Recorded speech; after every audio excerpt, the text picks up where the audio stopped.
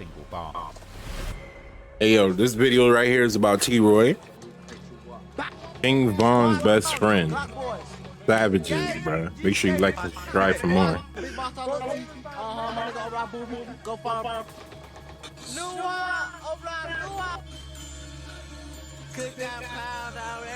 Motherfucker up on me, I will shoot you. No problem. I will shoot you. You want to order wings or something? Or like chicken? You can. Leave me the alone. Or like pizza? I don't matter to Cause I me, stay with my savages. honestly. I'm solo right now. But leave me the alone. I'm beat it down.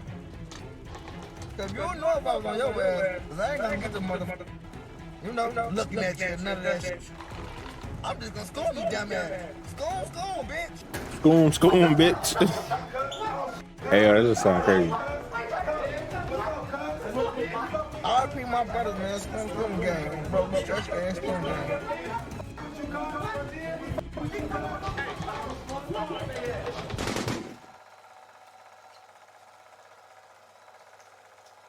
The many murders with T-Roy.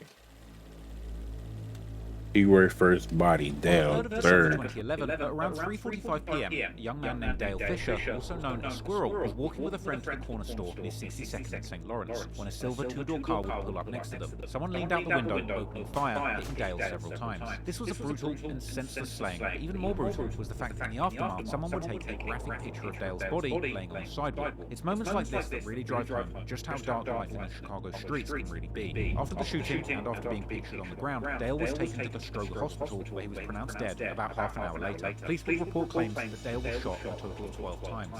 And according to Dale's friends and family, he wasn't really a gang member and would rather spend time at a youth centre than on the streets. Dale's family had actually moved away from the Washington Park and Woodlawn area to the Chapman neighborhood about 3 miles south. But unfortunately, Dale would still come back to his old stomping grounds to hang out with his friends, some of whom were indeed affiliated with the sets in the area that were enemies of Oblong. This included STL on St. Lawrence Avenue, EBT on Eberhard on 64th and Jarrah City on 62nd, as well as crews within them like FYB and FBG. In the years following Dale's death, many of these people would tweet about the area. However, Dale was seemingly around real gang members. Wait, I gotta see what that shit said. FYB, FBG, love pink, be safe out here. OMS, motherfuckers out here so pretty, killing innocent kids. RIP Dale. Who wrote that? FYB Matt. Okay. Taekwon Assassin wrote Lil Lydale and Modell wasn't with they was only around it. Modell, I know. That's King Von, right? No, that's a girl. That's the girl that got killed, right? I don't know. R.I.P. Lil Dell, he was an innocent. I miss you, boy. I miss you, boy. Free mean. Dale was innocent. FBG Duck. Okay. Big gang. I don't know who that is. Who had nothing to do with any gang rivalries in the area. However, Dale was seemingly around real gang members who had many enemies in the streets. One video of Dale, seemingly taken within a day of his murder, would even Alright, so that's Dale. circulate online. Dale would be seen in pictures throwing up gang signs, suggesting that he himself had already been sucked into the gang lifestyle. And seemingly, his connection to gangs would come from family ties, as Dale's big brother was a known St. Lawrence member who went by the name Main Main. Main Main was even seemingly mentioned in the police reports regarding the murder of O.D. Perry, with O.D.'s mother stating that she had heard that a man called Main Main was behind O.D.'s murder. Dale's killer was never been caught, but there have been several factions and suspects who have been rumoured to have been behind this murder. For example, in 2012, rapper billionaire Black's brother Richie Jurg would seemingly implicate the Lamron set for killing Dale. But another popular suspect in the murder has been D. Rose, who belonged to the 600 set and were very close to Oblong themselves. However, Oblong's own T-Roy has also been suspected of being involved in Dale's murder, with the implication that this may well have been the first of as many as 10 murders that he had committed for his gang. Although some have claimed that T-Roy couldn't have been involved, as he may well have been locked up at the time of the murder. However, recently, this case received a crucial update during a recent trial relating to the murder of FBG Duck, when one of the cooperators, allegedly FBG Butter, would tell investigators that Dale had indeed been killed by T-Roy and D. Rose. While the case was never definitively solved, the willingness of federal prosecutors to name T-Roy as a killer in paperwork speaks volumes. However, Alright, so that's T-Roy. Okay. this was only the You look first like King Von, goddammit. which T-Roy was thought to have played a role in. The next one would see him allegedly being assisted. Bro, look at this nigga's nails. That shit look crazy. Like, look at nigga, what? You got thumbs for like hands, by his nigga. best friend, Fingers killer and shit. and rapper from O-Block, King Von.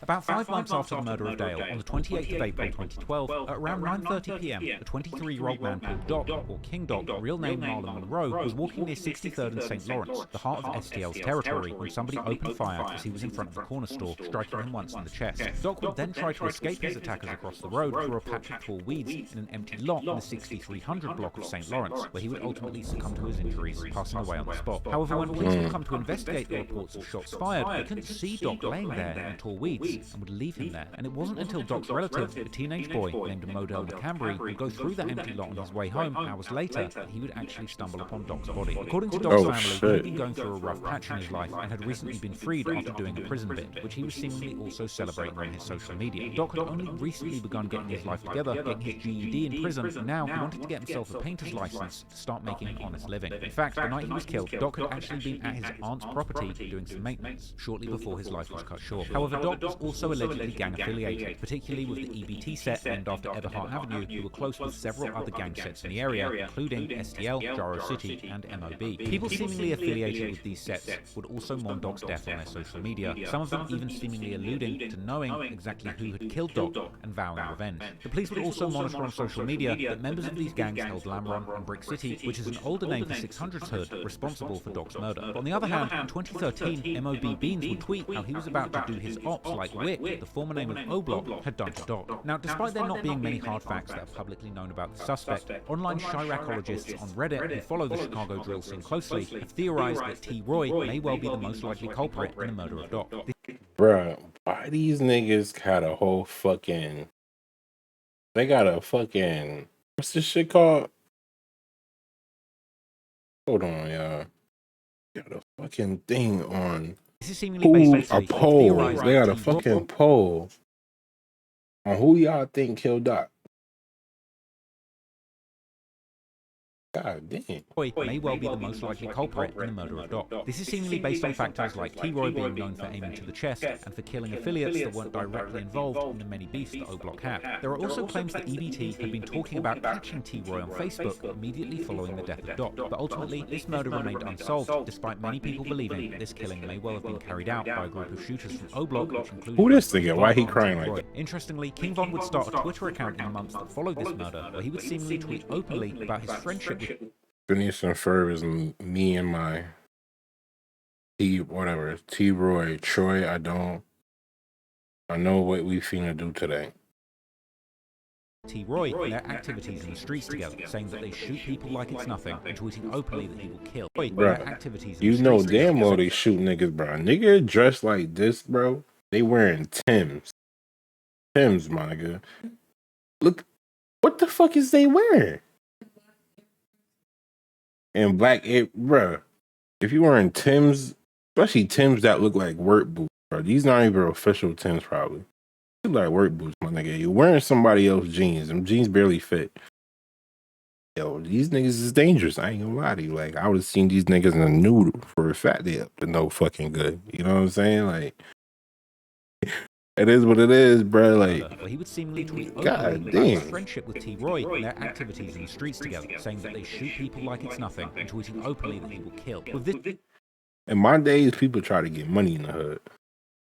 Not this sort of thing casually being tweeted by Von and T-Roy, it's no surprise then that within a matter of months they would both be suspected. And the crazy shit part, this is my days, so I'm confused. In their area, they was trying to kill each other, but they was getting money. So I'm so that's another thing. They was getting money from music.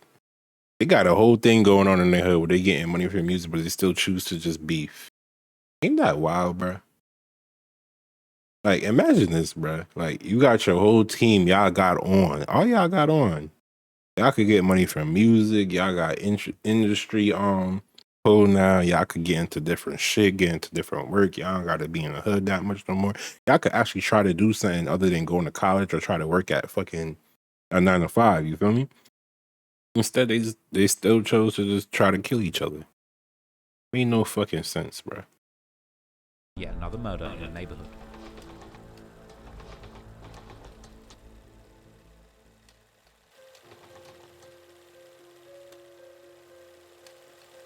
In the early morning hours of August the 8th, 2012, a 28-year-old man named Terrell Joshua, known on the streets as Dirty Rel, was at the corner of 56th and Wabash. Here, he was shot several times. The police would arrive to the scene soon after, finding Rel motionless on the ground, where he was then taken to hospital and pronounced dead around 4 a.m. Like Doc, Rel was affiliated with some of the gangs in this area, such as STL and Jaro City, and members of these gangs would mourn his death on social media after his passing. But Rel was even older than Doc, and he had seemingly moved away from this area in Chicago some years ago to the city of Peoria, around 2.5 hours drive from where he was killed. It's unclear why Rel was in Chicago the night of his murder, or exactly who killed him, but once again, T-Roy's name would become attached to the case, as would King Von's, who would ominously post the previous night how there was a smell of homicide in the air, implying that Von may well have been driving around looking for ops that very night, and then posting the next night, within hours of Rel being shot, showing that Von was indeed awake at the time of the murder. Once again, also D. Rose from 600, who was known to slide with O-Block, was connected to this case as part of a theory in the legendary Chirac Wiki, with it believing that D. Rose himself assisted in the murder.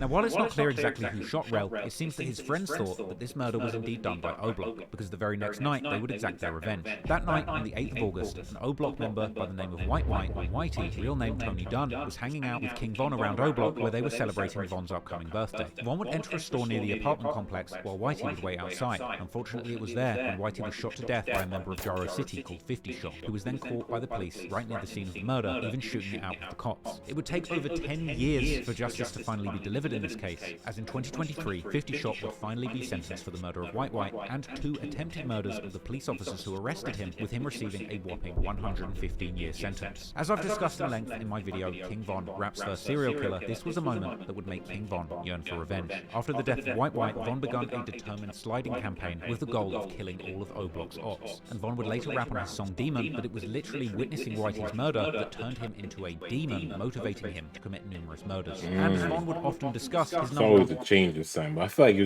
it's embedded in it. You can't blame it on somebody who's getting killed. That, oh, this is why I started killing mad people. Like, partner during this campaign to kill was his best friend, T-Roy, and soon they would seemingly catch another body together, this time with a dark connection to the first man that Von and the second that T-Roy had allegedly killed.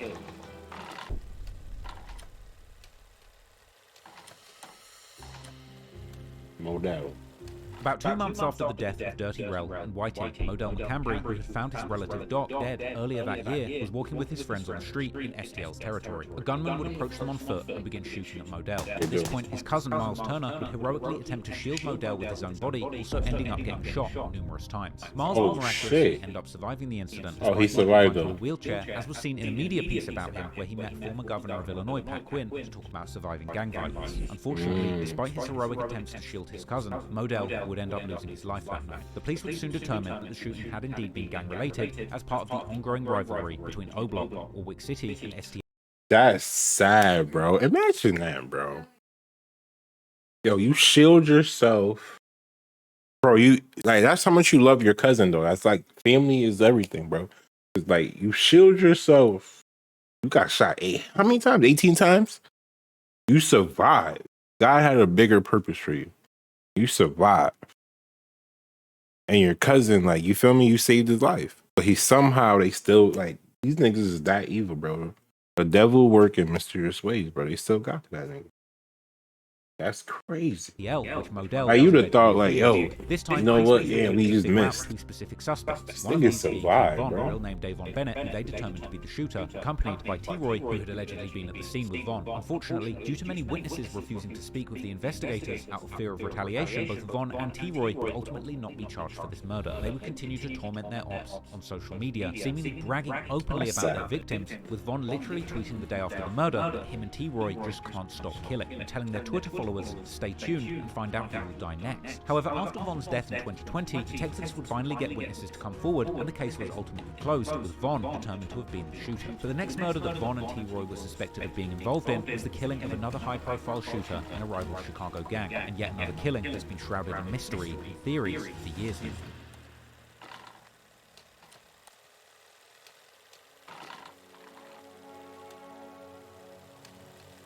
In the morning of November the 8th, 2012, not even a month after the murder of Modell, another STL member would be found in critical condition in the Wrightwood neighborhood in the far southwest side of Chicago. This time, it was a 17-year-old Rodney Stewart, better known in the streets as Boss Trell from STL, who had been shot once in the back of the head and was found laying dead in a gangway with a Glock handgun tucked underneath his body. Only a few hours before he was found, Boss Trell had made a tweet stating that he was going back to sleep. So if he was going back to bed, how did he end up shot outside next to houses that he seemingly had no connection to? This shooting was actually heard by several residents in the area, but only a few had seen anything. But one of these witnesses had spotted a thin-billed man with an average height wearing a white sweater running away from the scene. Another witness had seen a black van driving away from the scene, as well as another man wearing a hoodie, carrying a backpack, and running while yelling for help. While the police were trying to piece together what had happened from these tiny tidbits of information, Boss Trell had been rushed to hospital, where he would continue to fight for his life. Later that morning, Boss Trell's friend began reacting to the news of him being in hospital, and soon FBG Cash would post a picture on Twitter of himself holding Boss Trell's hand. And he would also post several tweets that sounded like threats and antagonism towards the people that he believed had shot Boss Trell, where he said that he was about to go nuts and turn the streets into a gun range.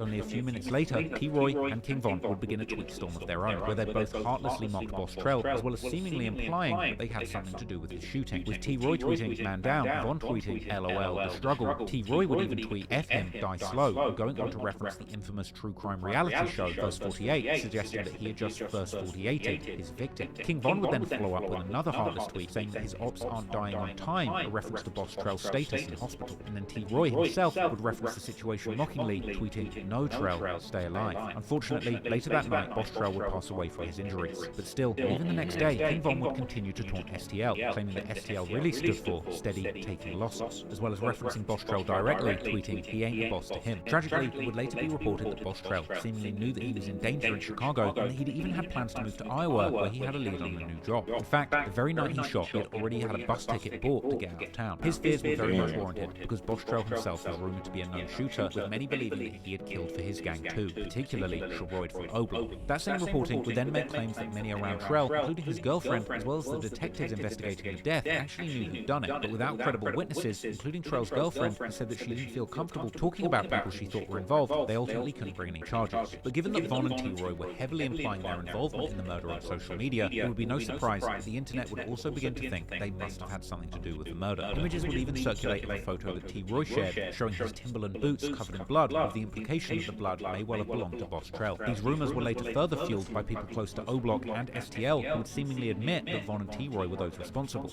Von allegedly killed Trell, him and T-Roy. Hey, yo. Only the streets know, and only the people who did it know. So that's why I'm saying allegedly. He got one. He caught that quick. He caught. Nigga, he was listening to his raps. Like, he was really, like, telling y'all what he was doing and, like, how he go, like, he'd change his shoes. He catch it before he even hit school.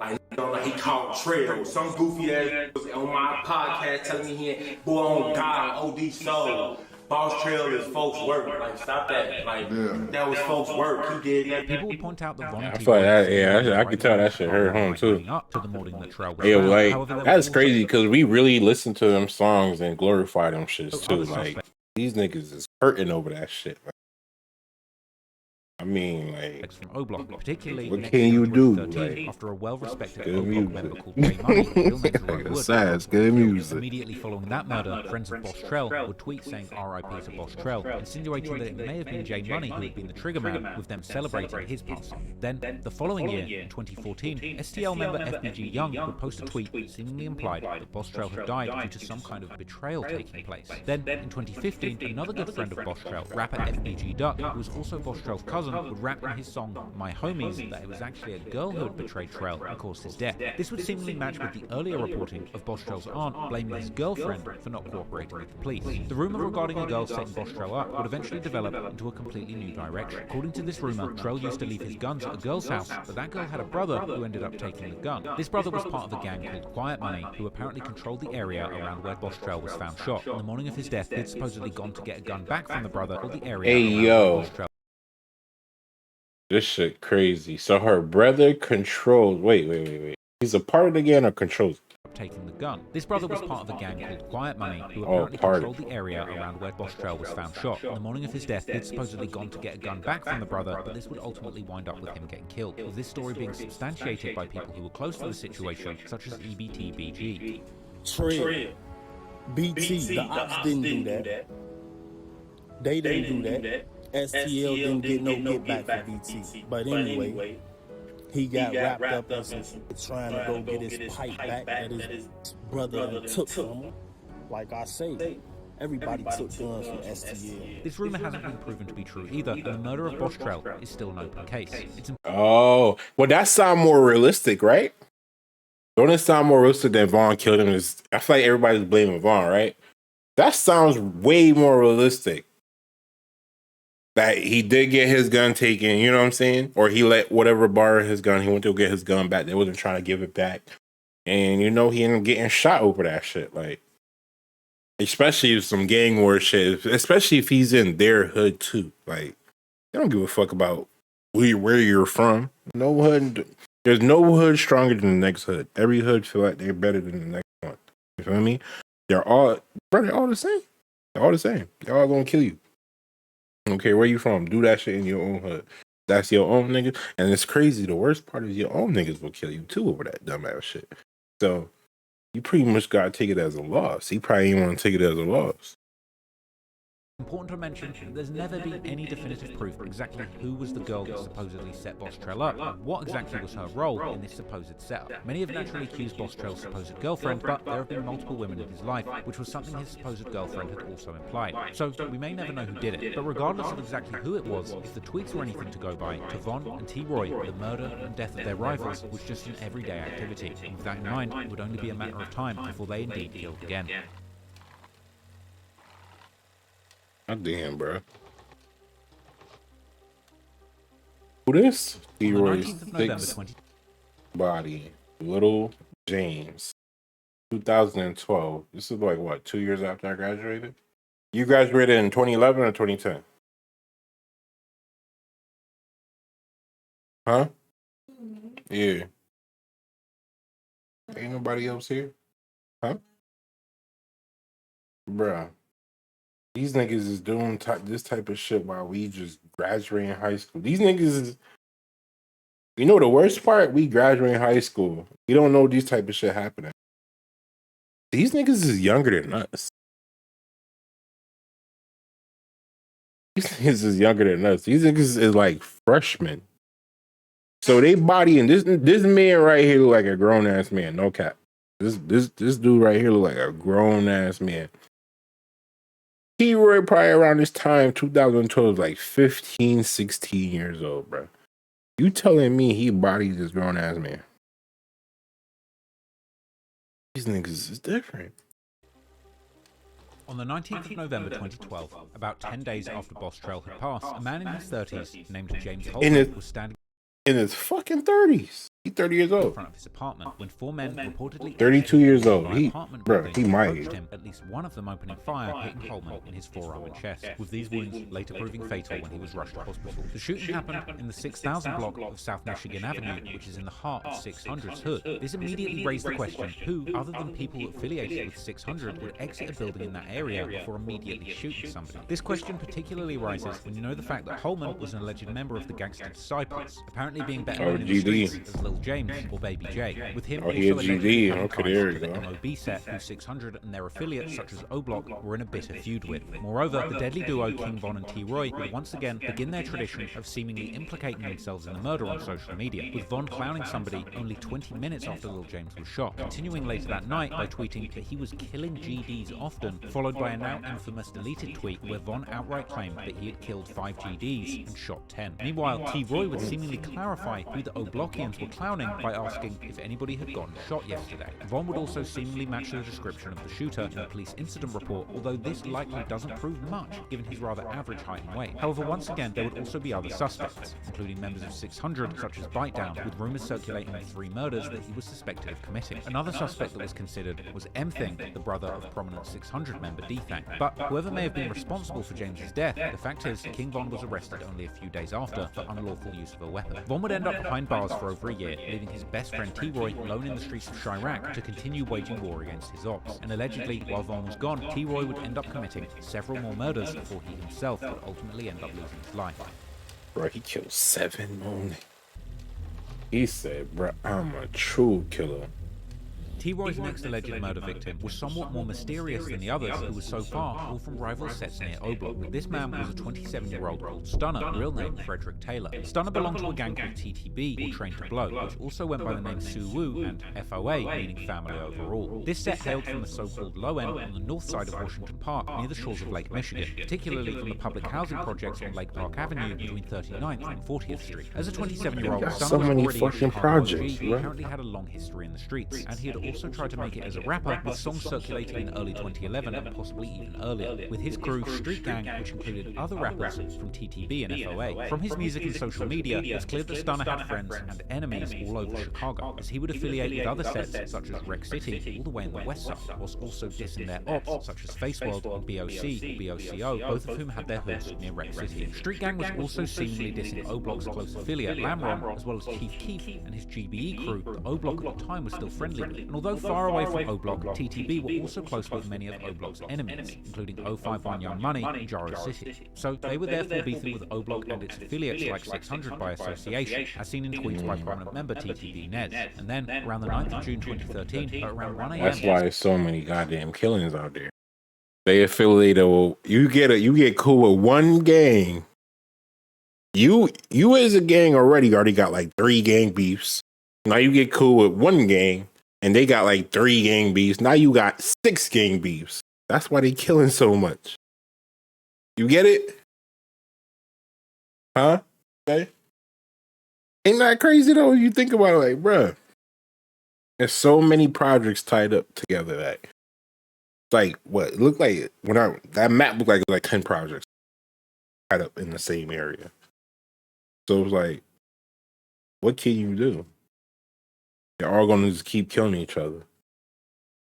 Stunner was in traffic with friends on the busy Dan Ryan Expressway. They were driving southbound on a slip ramp between the 71st and 75th Streets, when somebody would pull up, shooting up their car, hitting Stunner and a woman, whilst missing a third person who could later be seen speaking with the police on the side of the road. Stunner and the woman would be taken to a hospital, where he was unfortunately pronounced dead. The following day, the news of Stunner's passing would reach his friends and family. However, that's not all they would post, because already that same day, one of the most well-known members of his set, TTB Nez, would tweet an ominous message, implying that O-Block, aka Wick City, had been behind the hit and promising revenge. Meanwhile, T-Roy was seemingly gone from Twitter for several days following the shooting until he would return on the 13th. Moreover, FBG Dutchie from STL had tweeted to T-Roy that day telling him to bail out next time, implying that T-Roy had been in jail, which might have been related to the shooting of Stunner. Then, in the coming months, other TTB members would repeat a similar message as Nez, this time directly saying that it was O-Block that had killed Stunner, as well as dissing O-Block's affiliates such as Lamron, 300, and 600. They would also diss and threaten specific O-Block members, such as senior member Boss Top, by quoting the classic Billionaire Black and FBG Duck O-Block diss song, Exposed, where Billionaire Black raps he'll catch Boss Top coming out of O-Block. And of course, he would diss T-Roy with tweets referencing his height and saying that his casket will be little, and when they catch him, they're going to burn his face. Therefore, it's not a surprise that many people online have been convinced that it was O-Block that killed Stunner. Particularly, 2 members have been thought to have been behind the hit, T-Roy and Boss Money, who supposedly had a personal beef with Stunner before his death. However, it was one particular video that got many convinced that it must have been T-Roy, a video that's actually T-Roy's last video ever, where he's seen toting a gun and saying that ops cannot do him like Lil Mark and Stunner. They would not Stunner me. No, I keep that 33. But this ain't a 33. Whoever the killer from O-Block may have been, TTB would allegedly respond with strong force, because in 2015, one of the members would tweet saying that after Stunner died, TTB had been up for an entire week trying to avenge his death. Ultimately, even if T-Roy was the killer of Stunner, he would evade his ops for several years, continuing to cause carnage for his enemies, and apparently even innocent civilians.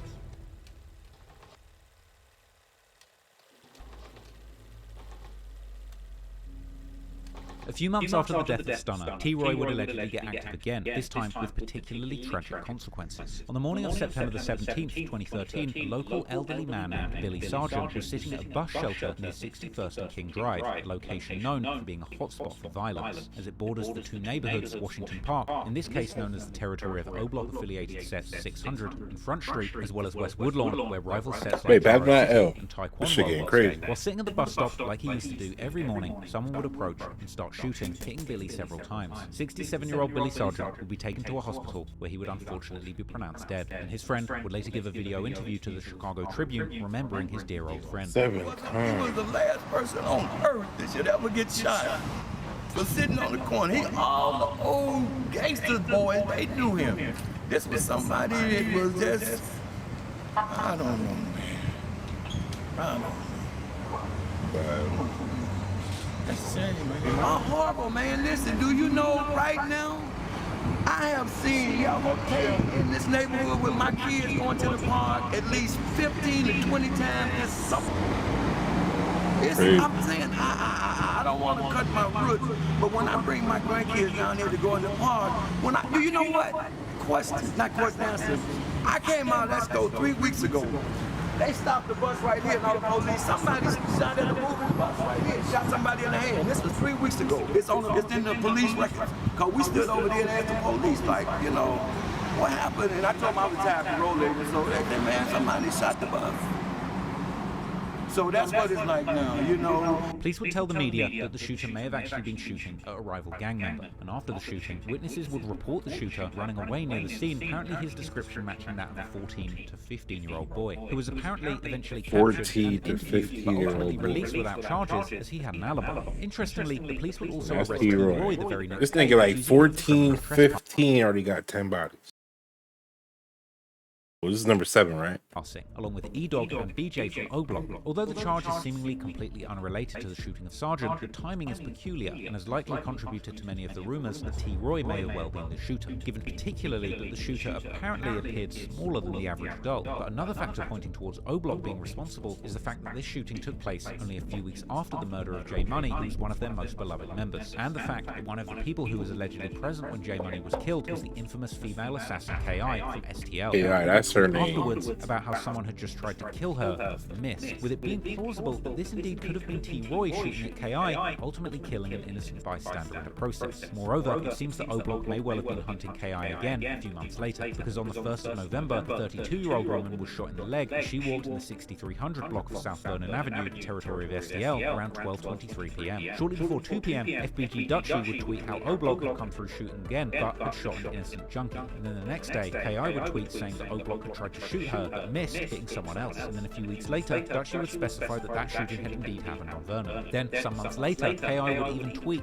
threatening T-Roy, saying that if he came to Vernon, he would end up dead. Ultimately, K.I. would end up being killed herself, with the prime suspect being King Von. However, before that would happen, there would be one more murder which T-Roy and Von were rumored to have been involved in, or at least present for. What's that? Sheesh. Yo, these boys dangerous.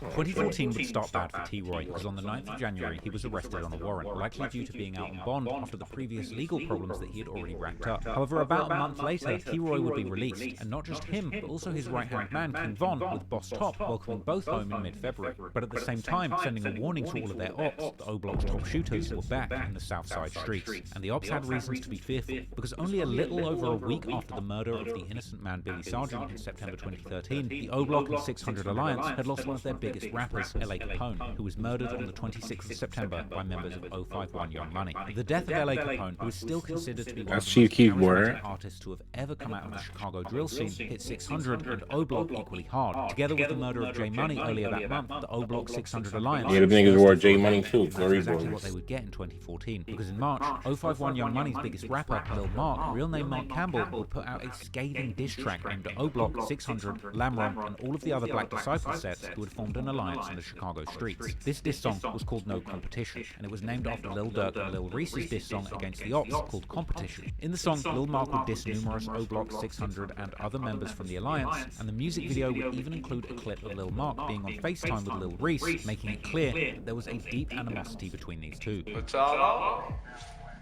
Alright. That is. Uh-huh. What up? Out here. I'm on fast, boy. I've been out here. I stay out here, boy.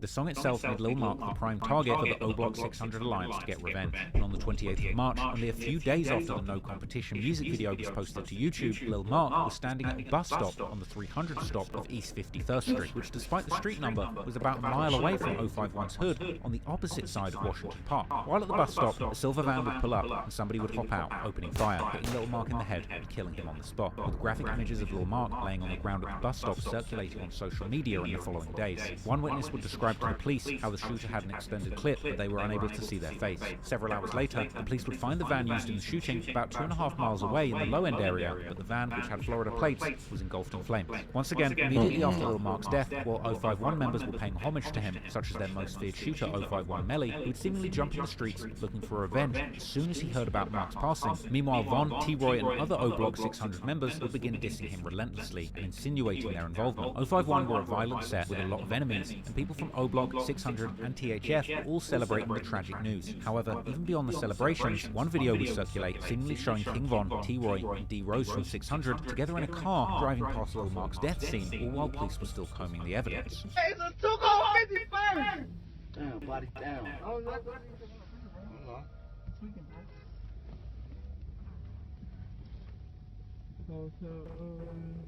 Body down, 51st gang. Lil Mark would become one of the most diss-ops amongst the O Block Alliance for years to come. I'm tired of smoking Tuka, so, you know, this one I'm gonna be smoking at. It's called Lil Mark. I'm right here getting a Lil Mark. Dirt, yeah. Damn. Mark! We so much yesterday, man. I was deep in the studio. A little Dirk on. Oh shit. Meanwhile, members of 051 would insinuate that O Block may well have been behind Lil Mark's murder, like the rapper Driller, who tweeted that he would kill the whole of O Block just to bring Mark back. Unsurprisingly, people like Von, T-Roy, THF Twiller, and D Rose would become the main suspects among Chicago drill fans. But officially, the investigation would seemingly move nowhere, and it still remains an open case to this day. But what makes the death of Lil Mark particularly sad and mind-boggling is the fact that he had seemingly been almost gotten by the very same people only days before his death, with people like Von and Twiller seemingly tweeting about having nearly caught Lil Mark just days before the murder. Ultimately, however, as the years went on, T-Roy and King Von would have less opportunities to kill, and having already caused so much pain in the streets, it was only a matter of time before T-Roy himself would ultimately be caught lacking, in the end suffering the very same fate that he had subjected his rivals to so many times before. Man, you done killed so many goddamn niggas, gonna catch up to you.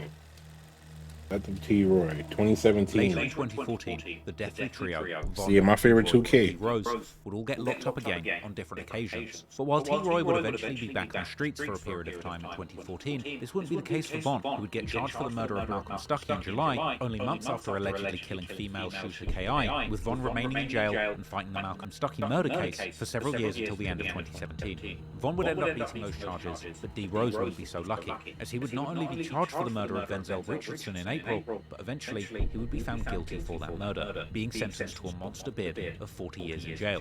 Perhaps it was the fate of these two that would make T-Roy calm down a little bit, because after the murder of Lil Mark, there wouldn't be any more bodies that have commonly been pinned on him in online rumours.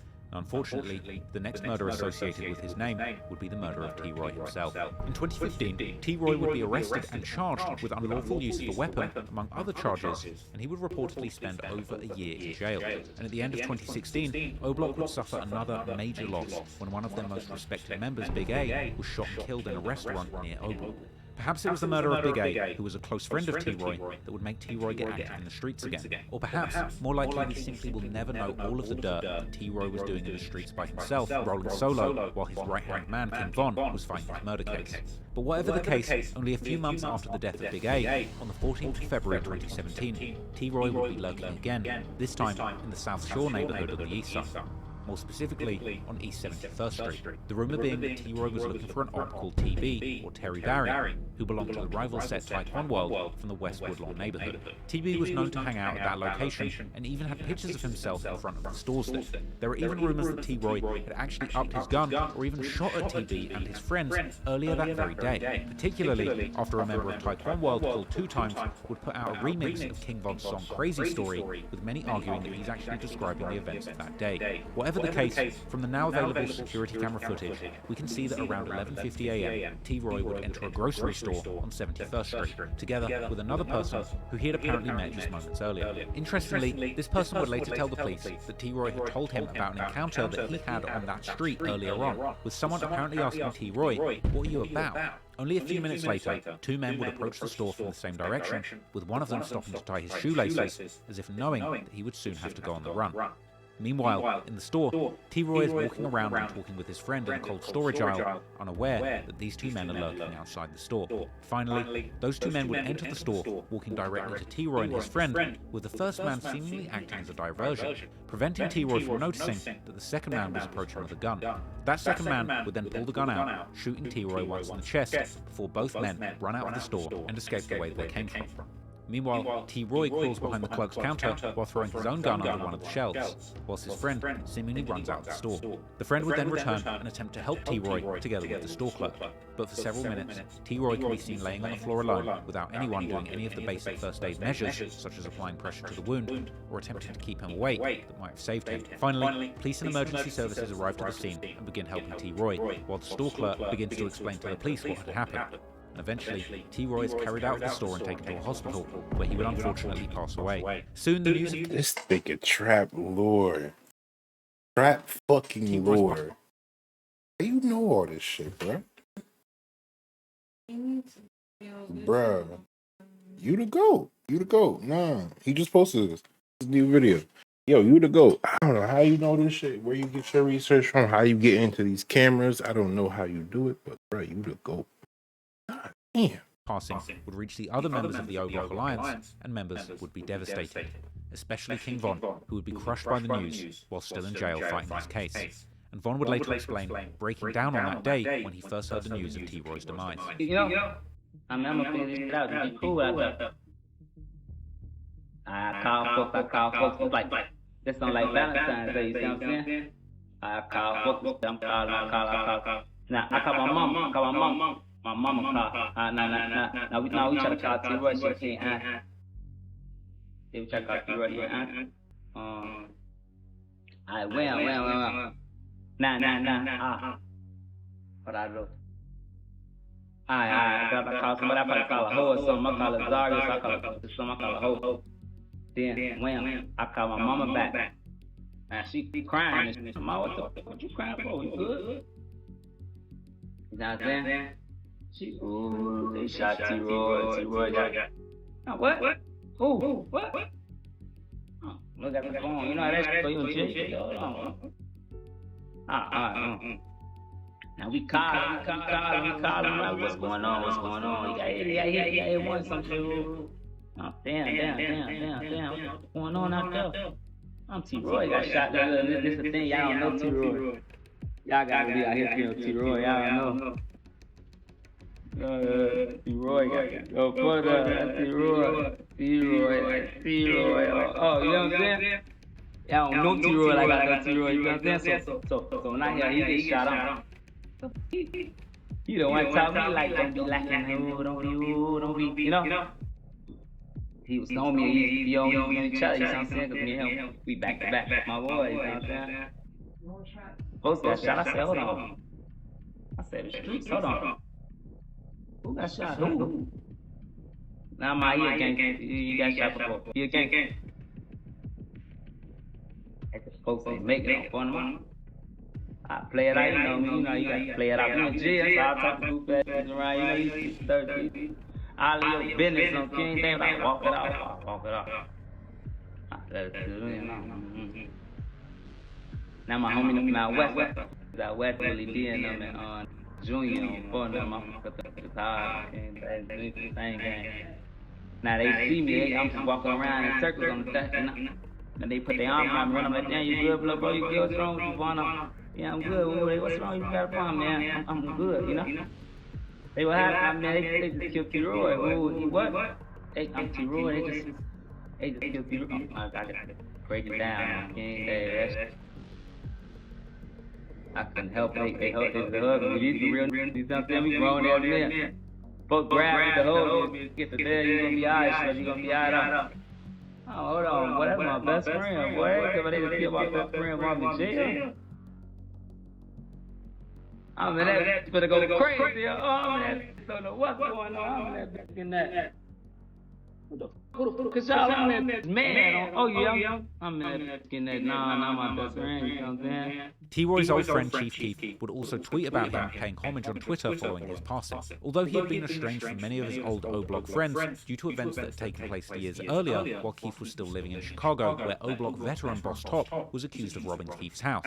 The fact that Keef still played homage to T-Roy, in spite of everything that had gone on with O-Block, just showed how much of an impact T-Roy had on Keef, the true pioneer of Chicago drill music. Meanwhile, following the murder, T-Roy's enemies would be reacting with glee, including FBG Duck, who would react to T-Roy's death live on Instagram in what many have considered to have been a fake reaction, with the rumor being that Duck's brother, FBG Brick, who can actually be heard speaking in the background of this video, had in fact been the person who gave T-Roy's location to his killers.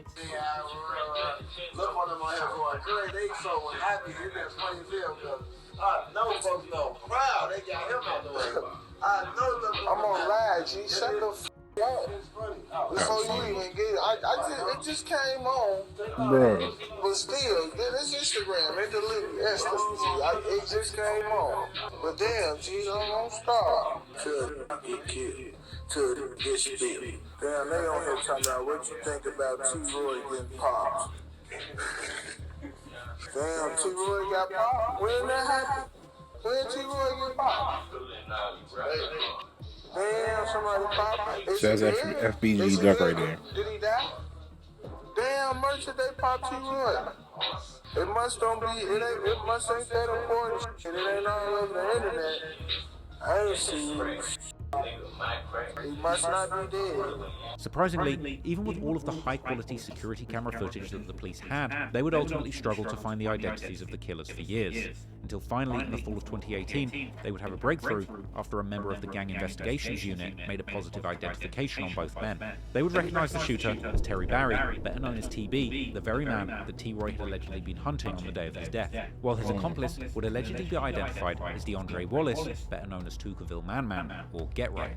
However, by this point, it was already too late, because both men had already died, falling victims to gun violence, just like T-Roy. Their deaths so soon after the murder of T-Roy would make many convinced that their deaths were directly related to T-Roy's murder. As seen by the ominous tweet by Booker600 after T-Roy's death, but more about this later. After still frames and videos from the security cameras would become available publicly, revealing the killer's clothing, the internet sleuths would quickly recognize what was really going on. It would turn out that these were the very same clothes that TB and Man had worn in pictures posted on their social media earlier that same month. They would also dig up an old tweet from TB in 2015 where he would seemingly predict T-Roy's death by his own hand, as well as creepy posts from T-Roy's Twitter account that TB had retweeted after killing him. The murder of T-Roy by Terry Barry was brutal, but it was nothing compared to what would transpire over the rest of the year.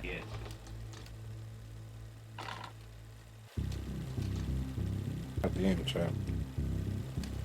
Ultimately, T-Roy was one of O-Block's most and savages. He was ready to kill at a moment's notice. He was feared in the streets and beloved by his own gang, but ultimately, despite his reputation, his days were truly numbered, and it would only be a matter of time before his enemies caught up with him in the same way that he had caught up with them.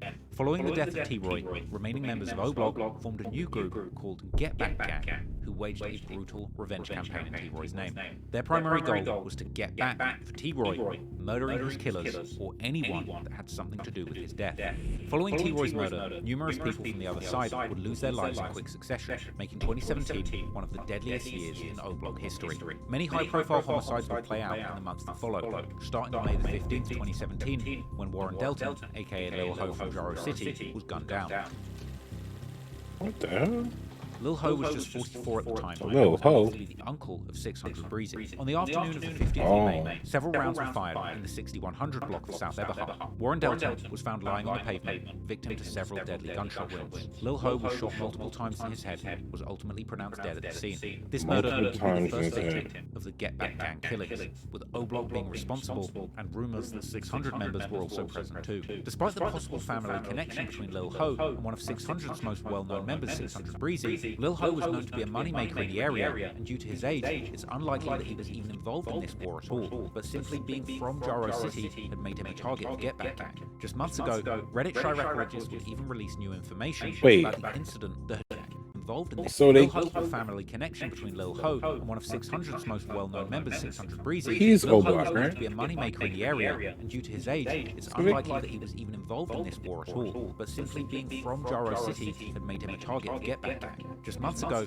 Reddit Chiracologists would even release new information about the incident that had been uncovered through the Freedom of Information Act. It's A here? new document revealing that there were in fact 4 shooters Hold present. on 1 second, y'all.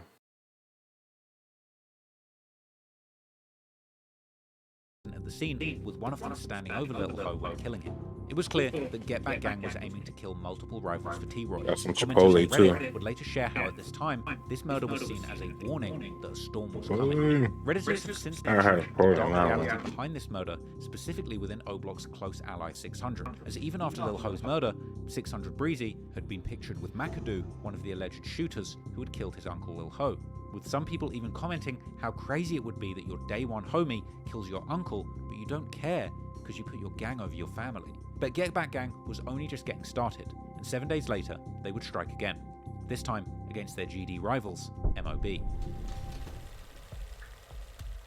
At around 8 PM on the 22nd of May, 27-year-old MOB affiliate Jamo, real name Jamie Jones, was driving near 59th Street in LaSalle in the Washington Park neighborhood when a car pulled up alongside him and shot Jamo in the chest, back, and arm, before turning southbound on Yale Avenue and fleeing the scene. Jamo was taken to a hospital where he was later pronounced dead at 11:55 PM. Another recently released police report shows that Jamo exited the car after getting shot, possibly to get help, but ultimately he would collapse in the street, whilst his car would remain in motion, eventually crashing. Dusky from MOB would pay his respects to Jamo after hearing about his death, which would prompt Mimo600 to like the post, a creepy but common tactic used by gang members to taunt their ops during this time of grief. Shockingly, similar to how Lil Ho was actually the uncle of 600 Breezy, Jamo was allegedly the brother of 2 Front Street members, a set which has also been very close with both O-Block and 600, with this being yet another reminder that in Chicago, your own family members may be killed by your friends if they get on the wrong side of the gang war. There's many theories speculating about exactly who was involved in this murder, with the majority seeming to believe that it was McAdoo from 600 involved in this hit, essentially pinning 2 murders on him within just a week, with another main suspect being Capfuck12 from 600 and T-Roy's brother Heck, aka HK from O-Block. Get Back Gang had now allegedly killed 2 ops in 7 days, all in retaliation to T-Roy's murder. However, the gang that was most likely directly responsible for T-Roy's murder, Taekwon World, had not yet faced any direct consequences. But O-Block clearly had no plans on stopping the Getbacks, with members like E-Dog tweeting that more Getbacks would be coming that very summer. And indeed, the next month, Get Back Gang would allegedly strike again in yet another brutal murder, with T-Roy's brother Heck allegedly beginning his own spree of vengeance, earning himself a fearsome reputation in the Chicago streets, just like his late brother, as well as a new nickname that would warn anyone who crossed him just how deadly he was on the streets.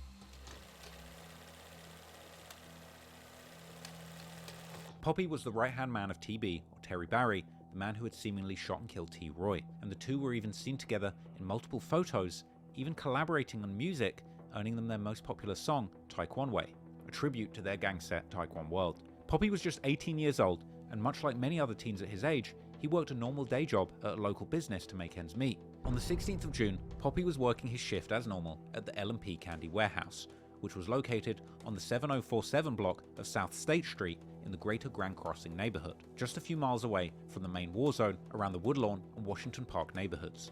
At around 3 PM, Poppy had been helping an elderly female customer take her shopping back to her car. Whilst he was literally at work helping a customer, a maroon-colored vehicle would pull into the parking lot, and a masked man would exit the vehicle and begin firing an AK-47 style automatic rifle towards Poppy, striking him 3 times in the head, once in the lower body, once in his back, and once in his right upper arm. Getting multiple tickets hitting the board for a person shot. 7-5 in state, 7-1 Goddamn, Chuck. 7-0 in state. First ticket's coming in at 7-5 in state. Says male shot inside the candy warehouse. White car did a U-turn to go westbound on 7-1, possibly back on the expressway. Unknown if that car is involved. One caller saw 2 male blacks on the ground shooting near a white sedan parked at the candy store. Male black 6 foot with dreads and a white t-shirt and jeans. Per 7383 Adam, offenders jumped out of a maroon car and fired the shots. Got back in the car and went northbound. We got multiple shell cases out here. Another ticket says that a male black wearing a white mask took off in a car. Didn't remember the caller. Last thing Yo, the next Call of Duty need to be in Chicago. No bullshit. Whole block. I need every project in the next Call of Duty. This is crazy. Or GTA. The next GTA 7. Because, bruh. On the expressway. Maroon vehicle, last seen northbound on State with the male black shooter. From the victim to county hospital. Ambulance 55 is taking another one. I guess the female. It was a dark color four-door vehicle. The passenger jumped out of the vehicle and shot the victim in close range. The victim worked at this candy store. Is that the male or the female? The female is not shot. She just fell. She's not shot. We know we have a male with a gunshot wound to the head, unknown condition, ambulance 14 to Stroger, and unknown name. Victim's last name, Ryan, date of birth, 04, June 99, male black, critical condition for now. It's believed that this despicable act of violence is when Heck, short for his real name Hakeem Murray, got his new nickname, HK, which allegedly stood for Headshot King. Poppy was ultimately taken to the Stroger Hospital where he was unfortunately pronounced dead around 6 hours later. But to make matters even worse, the horrific aftermath of the shooting was recorded and is actually still circulating online, but it's far too graphic to show you here. In the clip, Poppy's almost lifeless body could be seen clinging on in his final moments, whilst distraught members of the public can be seen around him, frantically attempting to give first aid and help him pull through.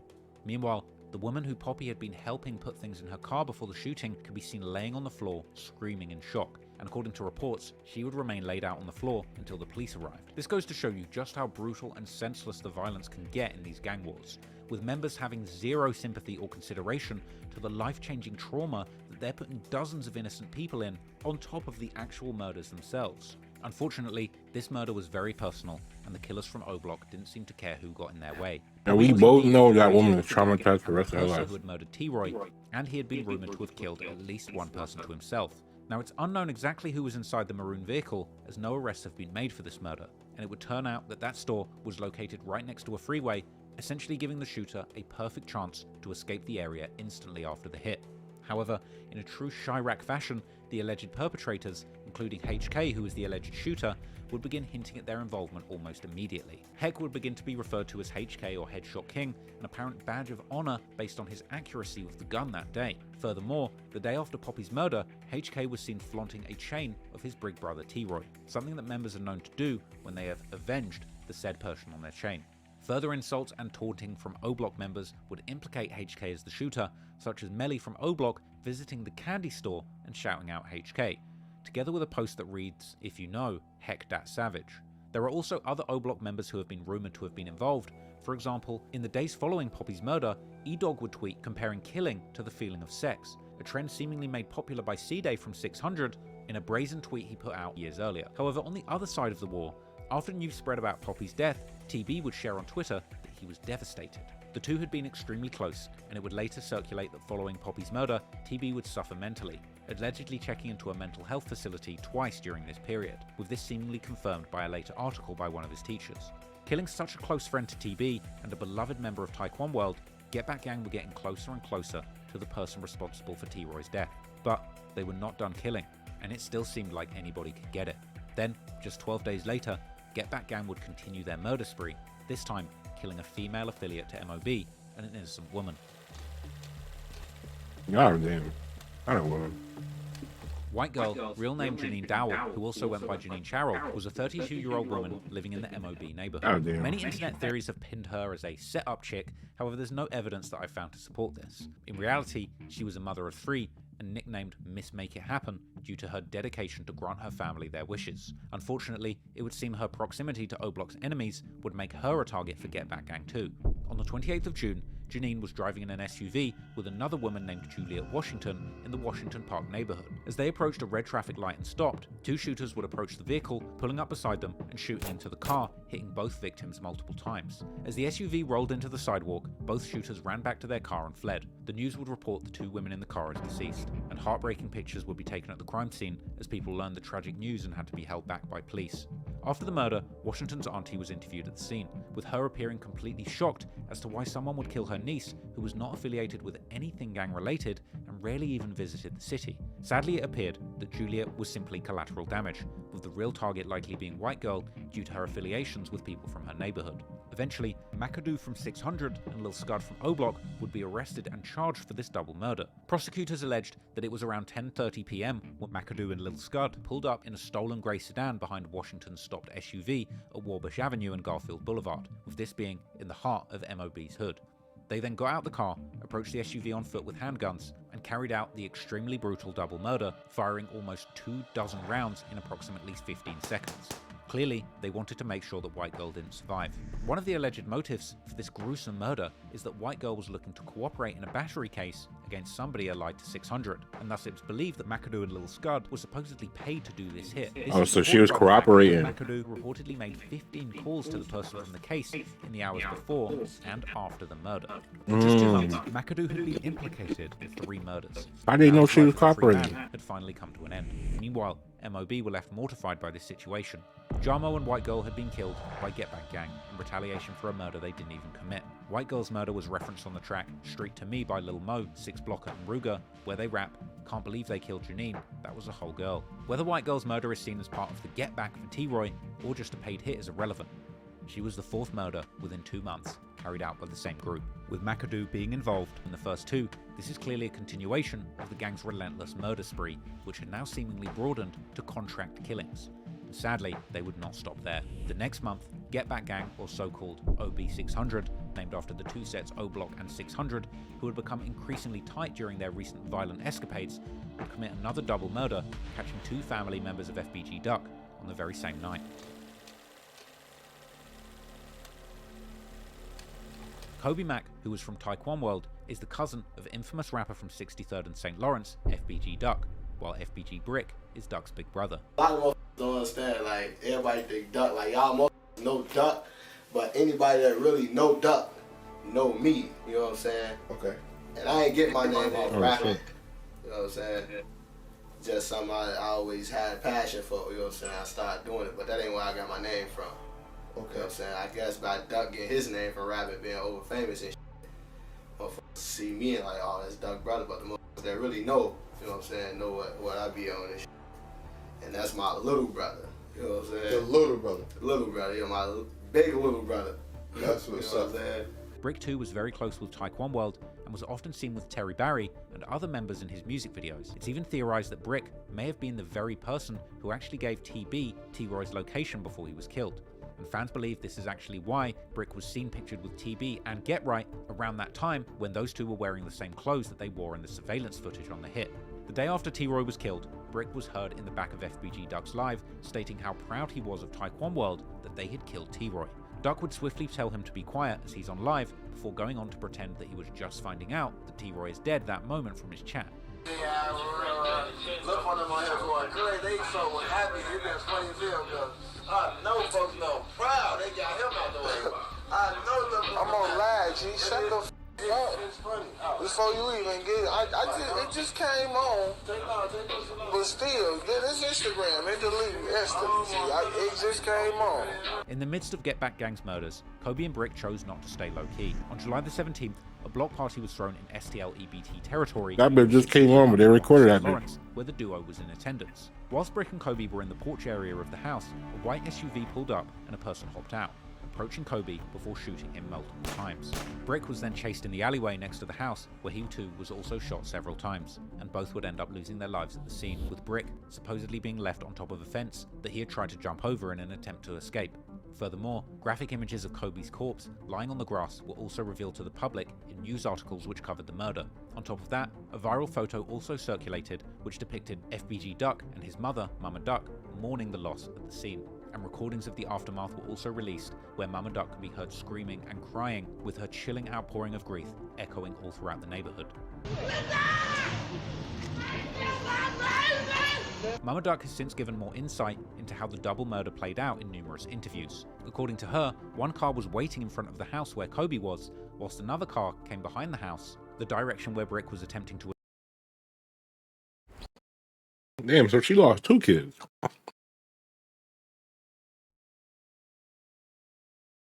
Escaped through the gangway. This all appeared to be a planned ambush, almost as if they knew that Brick would run that way. From witnesses and people who have told me that supposed to have been a car waiting in the back behind where they were standing, and then a car came up the one way, and they instantly shot Kobe, and Brick tried to run and jump a gate, and was shot in the back, and he was also, I'm assuming the way his autopsy report was, that as he was running towards the back, somebody was back there waiting on him. So I wasn't aware that he was shot in his face until I went to identify him. The autopsy report would show just how gruesome and violent these murders were, with Brick shot 6 times and Kobe 9 times. Now many suspect that HK, Cap, McAdoo, Trey 5 and C Murder were the ones responsible for planning this hit, with Redditors saying that this was almost confirmed. Some years later, C Murder would apparently be identified as the shooter of Brick in articles that detailed legal paperwork that had circulated after he was charged with the murder of FBG Duck. Brick's mother also believed that Cap was involved and even commented on a post claiming that he was implicated in killing Brick. Cap and Brick actually had a history of back and forths on Twitter just a month before this, where Brick can be seen insulting Cap and claiming that C-Day has no respect for Cap. Brick may have actually been telling the truth, as C-Day famously said that the Ops should have killed Cap instead of Trix, which according to some rumours was due to a love triangle. Although the tweet could have likely just been C-Day's way of hinting that Cap was the one who had been hurting the Ops the most, but in 2019, Cap would tweet again, disrespecting Duck and Brick. But Brick was not innocent in this war, and Mama Duck would later say in a live stream how people didn't even know the half of what he had actually done in the streets. I ain't finna sit here and act like motherfucker tell me something like you act like Duck was innocent. He the was compared to Brick. Y'all don't even know the motherfucking half, okay? Just days before his murder, Brick was also antagonizing his Ops on Twitter, even calling them out for not engaging in shootouts and claiming that he was ready to walk through O-Block. However, like so often in gang life, they weren't always enemies, and one chilling photo from many years ago would actually show FBG Brick at a youth center alongside none other than McAdoo, one of the main killers in this spree. So this shit probably done now, not like most of them niggas locked up, right? The person who killed Brick. And just like with Cap, Brick had also had a history of escalating tension with McAdoo, claiming that after he had gotten shot in a previous incident, he choked McAdoo after Inky D and C-Day ran from him. Clearly this was personal, but it was also another revenge murder in the name of T-Roy. And by this point, Get Back Gang had murdered 7 people from May to July 2017, only months after T-Roy's murder. However, one man was still at the top of their hit list, the man responsible for pulling the trigger and killing T-Roy. And just 2 months later, Get Back Gang would ultimately find exactly who they were looking for.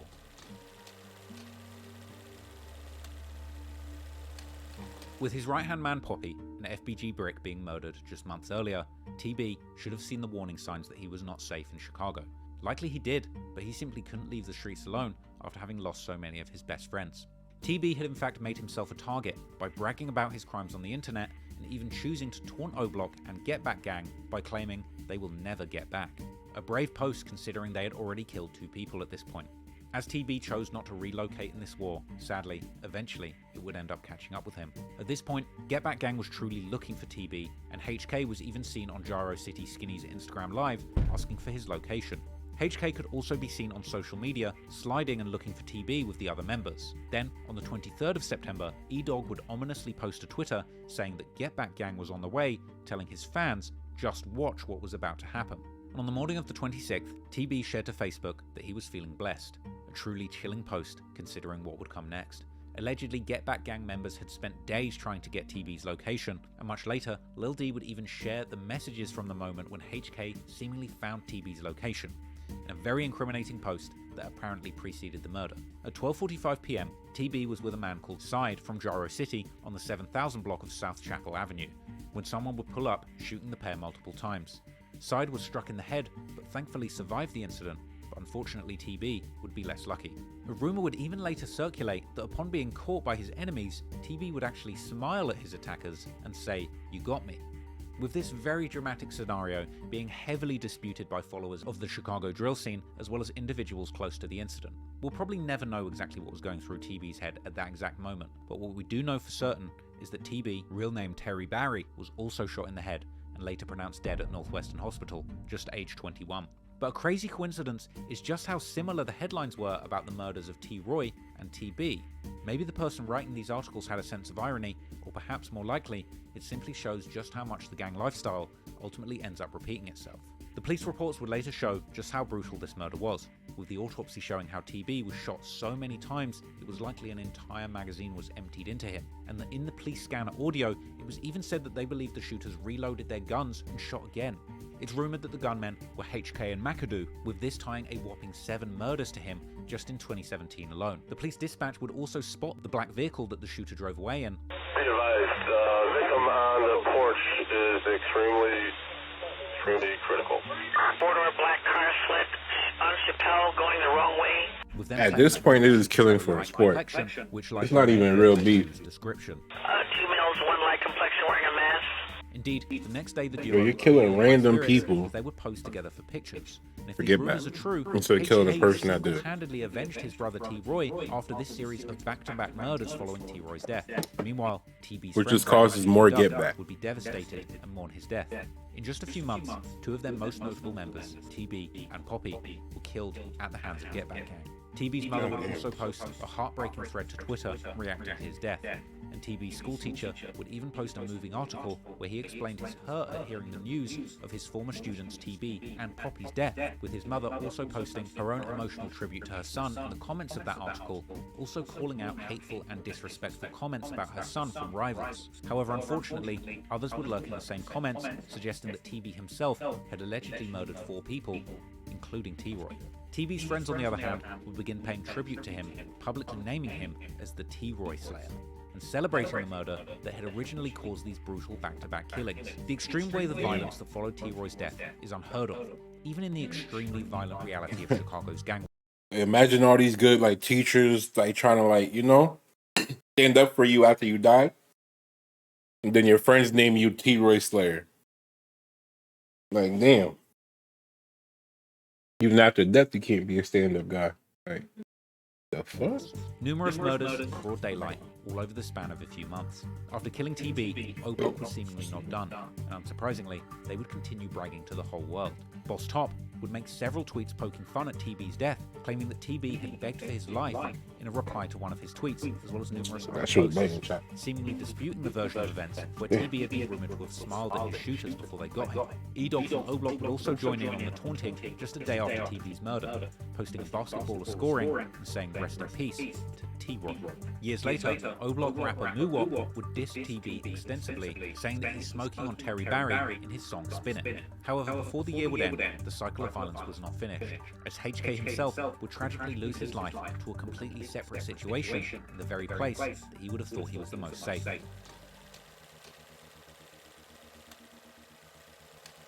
The 24th of November 2017 was a day like any other in O Block, with HK hanging out in Parkway Gardens, accompanied by Lil D and McAdoo. In the CCTV footage released from the incident, we can see the trio enter the 6436 Tower Block inside of Parkway Gardens. Footage would later emerge, giving more context to the events that played out that day. HK and McAdoo proceeded upstairs, where they saw a man who wasn't from O Block. Allegedly, he was just visiting somebody that he knew inside Parkway Gardens. The man was wearing gold chains, so HK and McAdoo allegedly attempted to confront and rob the man.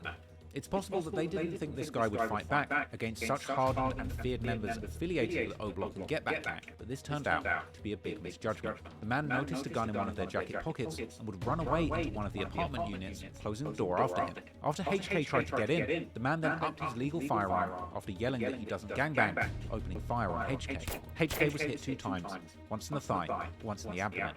They would then retreat down the stairwell while McAdoo was blindly shooting back in the direction of the apartment unit from around the stairwell doorway. According to a witness, McAdoo then attempted to get HK down the stairs and out of the building, but eventually bailed on his attempt to help HK, which explains why many online believe that McAdoo left HK for dead. Meanwhile, police responded to calls of shots fired within Parkway Gardens, and when they arrived, they were informed that HK, real name Hakeem Murray, had suffered several gunshot wounds. HK was transported to the Northwestern Hospital, where he was pronounced dead at 8:53 p.m. Somehow, in the confusing aftermath, the killer would make it out of the building and escape to another apartment complex on South Michigan, where he stashed his gun. Later, he would agree to an interview by police and told them everything, whilst also handing them the gun he used to kill HK, which indeed matched the shell casings recovered at the scene. The man would even identify HK as the man who shot him from an ID parade. With that and other evidence from the crime scene, it would turn out to be a fairly clear case of self-defense, and the shooter was able to walk free under the mutual combatants law. In the same year, both brothers T-Roy and HK lost their lives to gun violence. And it would be a twisted irony that after all of the murders that he had committed in his brother's name, it would end up being a complete stranger that would end up taking the life of O Block's supposed headshot king. But HK's death was not the end of the fallout following T-Roy's murder, as O Block was seemingly not done with their get-backs, and still had their sights on yet another man involved in the murder of T-Roy, with that person being the second man who was there during the murder, Man Man, better known as Get Right, Tukaville. Get Right. By this point, it was well known that Madman, also known as Get Right or Can't Get Right, was TB's accomplice in the slaying of T-Roy. And just like TB, he likely knew it wasn't safe for him to be outside, considering the amount of murders that O Block and Get Back Gang had carried out the previous summer. Around 9:50 p.m, Madman was standing outside of a store, waiting for food on the 400 block of East 63rd, a location that's just a stone's throw away from O Block, but very much Madman's own territory. Suddenly, a car pulled up, and when Madman was spotted, two shooters would hop out, running towards him, opening fire. In the gruesome CCTV footage from the murder, we can see how Man was initially hit before he would try and make an escape. But he would then be gunned down on the floor, with the shooters firing more shots, standing over him to ensure that he was dead. Unfortunately, they didn't even stop there, but they would also end up shooting an innocent bystander, a 43-year-old janitor, Troy Hampton, who was just doing his job sweeping up outside of the store, and the whole incident would indeed be caught on CCTV camera, where you can even see one of the gunmen purposely aiming at the man and firing several times. Commenters on Reddit would share their disgust at this bold double murder. This morning are looking for the gunman who killed two men overnight. They were standing outside of a store in the city's Woodlawn neighborhood when someone started shooting. A 43-year-old man was shot in the chest. He died at the hospital. The other victim, a 22-year-old, also died. Police say the 22-year-old is a known gang member and was the intended target. Following the murder of Man, Chiracologists would begin to theorize just who could have potentially carried out this brutal assassination. Surprisingly, many in the community believed that one of the shooters could have been the infamous Chicago gangster dubbed the Gravedigger of Chirac, 051 Melly. The rumors of hatred between the two had begun after a viral video circulated from his balloon release following his funeral. And in the They got clip, some cool Man ass. Some of them got facing some dope ass line, names, though. a disrespectful hand sign towards 051 Melly. doing this in front of the camera, right in front of Melly, with the camera then panning to Melly, showing his shocked reaction, which even gets a nervous laugh out of FBG Duck, who is in attendance. Excuse me, I was backwards Comments as on fuck. YouTube would mention how I meant this to could mute have it. been a grave mistake, leading Melly to want to kill Man. But these rumors have since been debunked by members of STL, after FBG Young participated in an Ask Me Anything thread for the Chiracology subreddit in 2022, denying Melly was responsible for the incident, but indeed admitting that STL do not chill with 051, but still paying homage to Melly. For many, there was no need to theorize, as it seemed very clear which gang was responsible for this murder. When assessing the highlights from the police scanners in the area after the shooting, it would actually appear that STL began shooting back at O Block almost instantly after the hit. Police officers arrived at the scene at 9:50 p.m, and just 20 minutes later, loud reports of gunshots were heard at 64th and King Drive, the heart of Parkway Gardens. Around 40 minutes later, more shots were reported fired in the area, with shell casings being found this time. In the next hour, more shots were fired, and casings were found by police. Clearly, STL, aka Tukaville, had attempted to slide and retaliate on O Block right away. Members of O Block also took to the internet as usual and left many braggadocious clues about the murder. The very next day, King Von himself would actually go live with several O Block members beginning to mock Man's death, making a joke out of his other name Get Right or Can't Get Right, calling him Can't Get Up. There you go. Can't get right. There you go. There you go. Cause I can't get right. All right, everybody, not at one time. What just happened? What just happened? A lot of glitches and efforts. Hold on, you right there with your hand. You tell me what happened. Who got killed? That's what I'm asking y'all. Who got killed, gang? Yeah. Can't get right, got killed. Word. Can't get right, got. And somebody show me a picture. I don't think I know y'all talking about. Is this can't? Is that can't get right? Hold on, is this him? Is this or can't get right? This ain't called snitching. I'm just trying to get verified. Get verification. They talk some can't get up. Oh, They always make some shit before we do it. They beat us to it every time. Y'all should start killing people.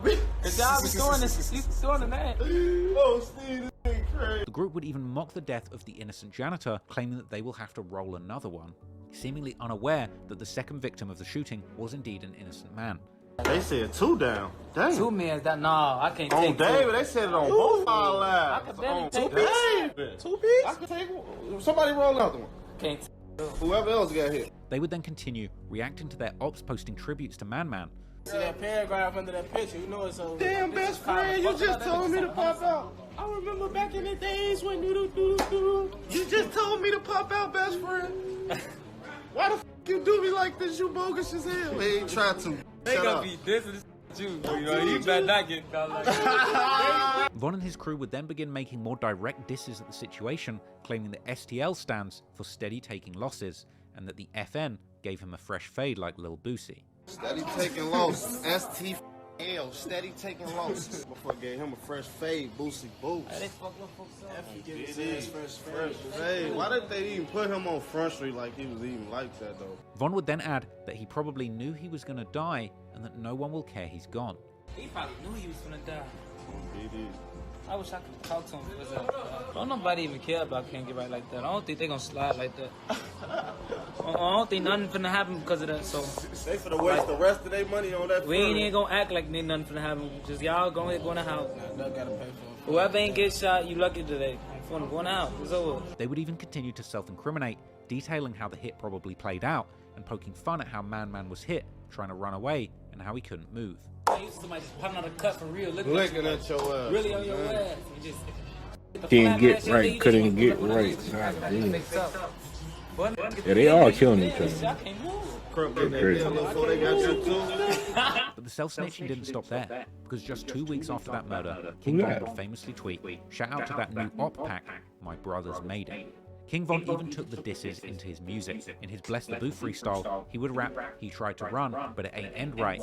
They call him Can't Get Right." E-Dog from O-Block would also chime in, first posting to Twitter that the get back is not over, and then 3 days later posting, "Your ass better get right or get left."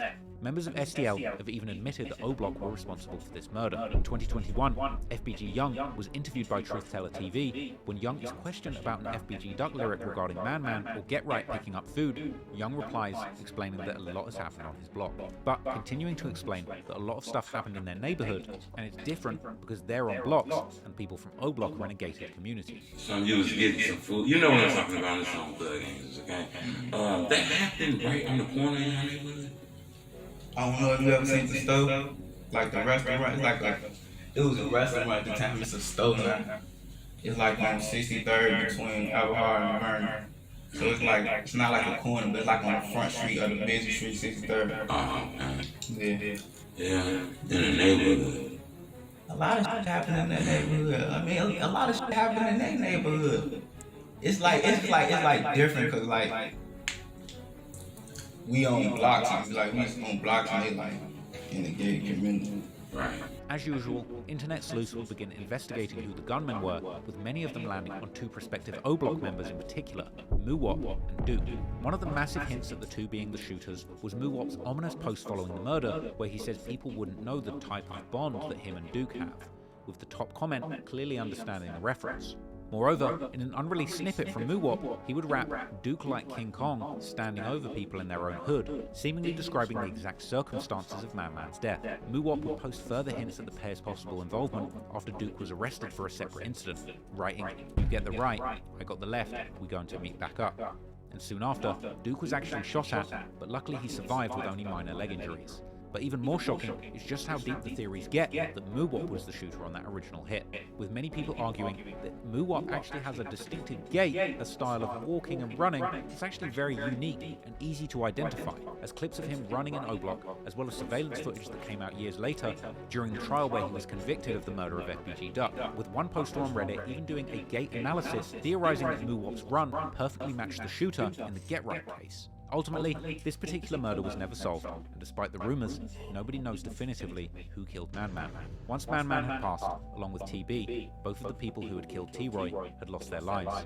However, the damage was done. O-Block would lose T-Roy's brother HK in a completely random incident. And despite the supposed goal of Get Back Gang being achieved, the Get Backs would indeed never stop. Numerous people from both sides would go on to lose their lives, including the most prominent rapper from STL, FBG Duck, and the most prominent person to come out of O-Block, King Von himself, who also ended up being shot dead in a freak incident that nobody could have predicted. But in many ways, the way that King Von died fit the exact characteristics of the sort of murders that him and his Get Back Gang committed. Whether Get Back Gang truly believes that they avenged T-Roy or not, the senseless cycle of violence and trauma can't be ignored. Those members choosing to go on a series of killings will never be able to bring back T-Roy, and their activities in the streets would only amount to more lives lost to murder or prison. Sadly, for everybody involved, even to this very day, no winners can really be identified.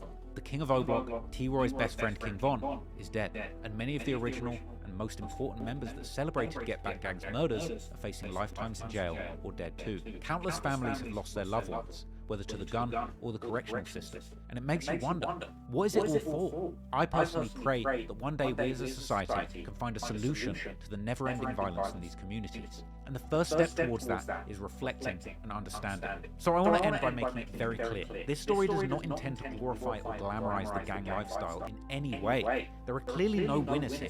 But if you or somebody you love has lost a loved one to the gun and are thinking about Get Backs, I urge you from the bottom of my heart, think again. Get Backs, revenge and violence never truly heal the loss of a loved one. Life is precious, and I bet that if you could speak to any of the people who lost their lives in this story, innocent or otherwise, they would simply wish that they had taken a different and more positive chance. Because if you're sat there today with your life and your freedom intact, you still have a chance to make a change. Do something positive and leave the world and your community a better place than it was when you came into it. Otherwise, you're just doomed to join the others who chose violence and get back in a jail cell or the unknown of what comes after life. You've only got one life, and I beg you make the most of it. I hope you found that story interesting, and despite all of the negativity involved in it, motherfucking video. I don't know how Trap Lord does it, but he does a great fucking job. W video. Bro, you seen that? This nigga even had the Instagram, like, you know how you're on Instagram Live and you see the little messages and shit? Nigga tapped into the message, zoomed in and said, yo, this nigga wrote, where TB at? Like, you even notice that shit?